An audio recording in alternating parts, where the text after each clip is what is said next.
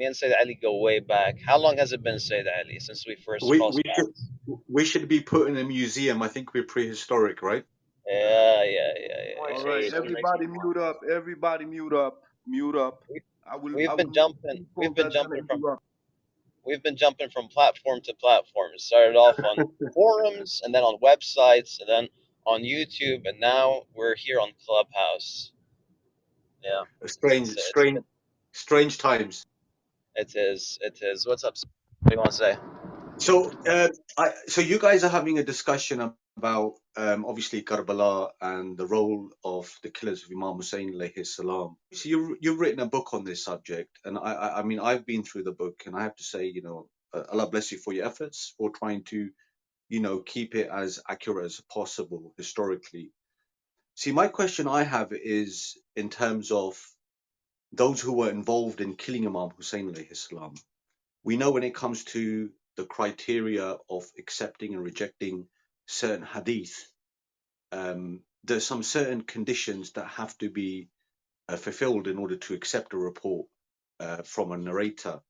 I think Ibn Salah, he mentions at least 4 or 5 conditions: that they must be a Muslim, they must be upright, just, etc.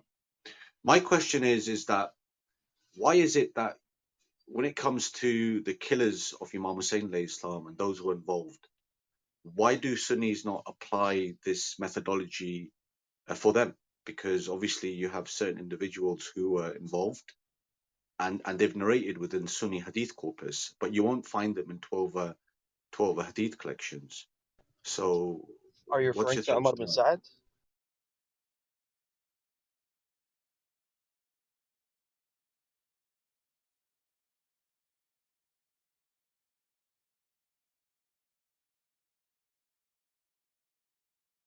Umar ibn Saad, Shibs ibn Rabi, so you have these different individuals, right? As you're aware. Yeah. So why is it that you don't have this consistency when it comes to the killers of Imam Hussein? So I haven't I can't say much about the second narrator. I haven't seen his stuff. I haven't seen his reports. I haven't been through that. I don't mind going through that. But in regards to Umar bin Saad, I'm not aware of there being a reliance on Umar bin Saad.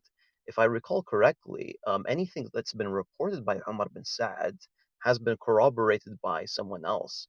So when he's included as some sort of a shahid, some sort of a corroborating narrator, and that's pretty much it.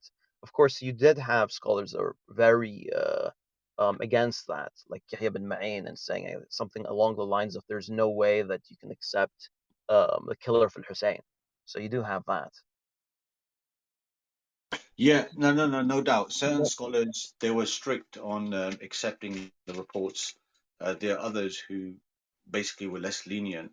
So, and yeah, of course, we have to look at the reports to see who's actually authenticated them, or whether these reports are supported with other narrations, and maybe that is why certain scholars did accept them. So, in terms of the Tawabun, the repenters, right? Obviously, we know it was headed by famous companions like Sulaiman ibn Surd. He was the same individual who wrote letters to Imam Hussain alayhi salam, who invited him to Kufa, right? And it's a historical fact that he became the leader of the Tawabun, the repenters.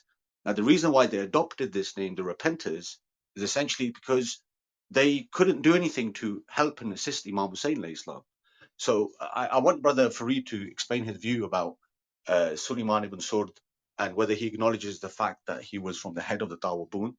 And yeah, essentially he was a companion of the Holy Prophet. So maybe Farid can clarify Very this, good. or if you wish. Very good. So first of all, Sayyid Ali, those are your beliefs. You really believe that Sulaiman bin Surad wrote letters to Hussein?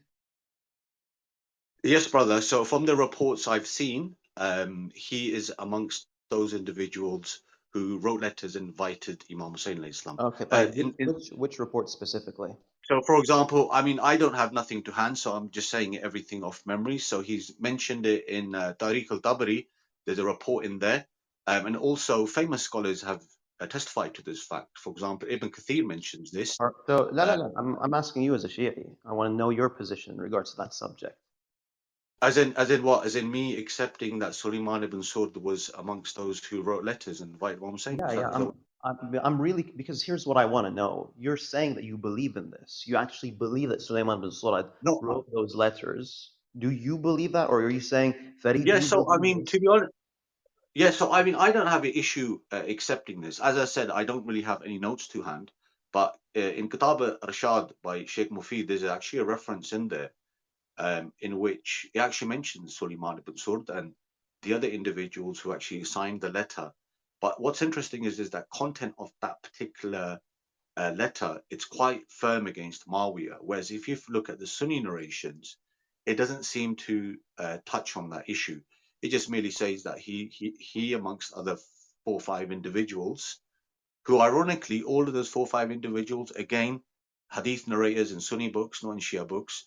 Um, yeah, so I have no issues accepting that. Like, it's for me, it's not a major issue. Of course, the issue is with reports in Al-Irshad by Al-Mufid, there is no isnad. I'm hoping you're not going to accept that, or do you? No, so I mean, look, at the end of the day, with letters generally, you're not going to really find any much isnad, right? But the agreed upon principle by most academics is what's famously documented and narrated by historians, unless of course there's some sort of counter narrative against it. It's generally basically accepted, right? But No, okay, actually, even the reason why that's a problem is because these secret letters are appearing out of nowhere, sometimes in late sources, and they're like lengthy letters. Where did these letters even come from? So I find it troubling that you're accepting these letters as factual. I'm curious, Said Ali. You seem to have a view in regards to what happened at Karbala, what was said, the details. Where do you get that from? you now we're moving away from obviously we have our own reports from our hadith collections from the imams of the Ahlul Bayt Islam, which don't entirely fit with the Sunni sort of narrative in terms of the events. But in terms of the secret letters and lengthy letters, as far as I'm aware, these letters are actually not lengthy. These are quite short, well-known narrations, letters, sorry, which have been mentioned in the books of history. Like as I said, like there's no shortage of this information that's basically accepted by numerous Sunni scholars. It's like no hidden fact. I mean, even if you were to read the biography of Sulaiman ibn Surd, some of the scholars of, like, as you were, as your areas of expertise in Rijal, they've acknowledged the fact that he was the leader of the Tawabun. He was amongst those individuals who wrote letters and invited Imam Hussein. But even okay, let's just forget the letters. Let's just assume the letters were made up. There was something later, etc. what what's your understanding of Sulaiman ibn Surd's role then? Do you accept that he was actually head of the Tawabun, or do you not even acknowledge that fact either? No, it's well attested that he's the head of Tawabun. But what I'm saying is, I'm this claim, the claims that you're making, specific claims about Karbala, we both agree on general matters that have to do with Karbala. But what I find surprising is you're um, trying to push a specific narrative when you, Sayyid Ali, from what I've seen, and this is not a problem that you have. It's a problem that Shi'is have in general. There is no authentic uh, details for Karbala from the Shi'i perspective, unless you're going to stick with riwayat Abi Makhnaf. Do you accept the reports of Abi Makhnaf? See, the thing is, in terms of applying this methodology of science, of uh, strictness, applying strictness on matters of, let's just say, as you're aware, the famous statement of Ibn Taymiyyah and Ahmad ibn Hanbal, that when it comes to tafsir, Malahim, and Maghazi, these 3 areas have no roots. They have no roots, right? So if we're going to say, okay, um, how authentic is this event historically, right? You're going to end up in a serious problem, because then, number one, you won't have any authoritative tafsir because most of it is basically broken. Malahim, you won't have any sort of historical evidences in terms of some of the, like, for example, the miracles that the Holy Prophet, may peace and blessings be upon him, performed. And of course, Maghazi, as you're aware, the books of battles. So these three particular areas, generally, they don't have any fields. So if you're saying to me, okay, what's the Shia narrative on this? As I explained before, of course, we have, within our own narrations from the Imams of the Ahl Bayt al-Islam that talk about particular details. Obviously, it doesn't mention all the, events. Of course, Sunni narrations or Sunni books of hadith may have additional details. Some historians collect some groups of information. Other historians, they may have compiled something else different. But, cutting the long story short, I think we can both agree, okay, Suleiman ibn Saud was amongst those individuals. He was the leader of the Tawabun.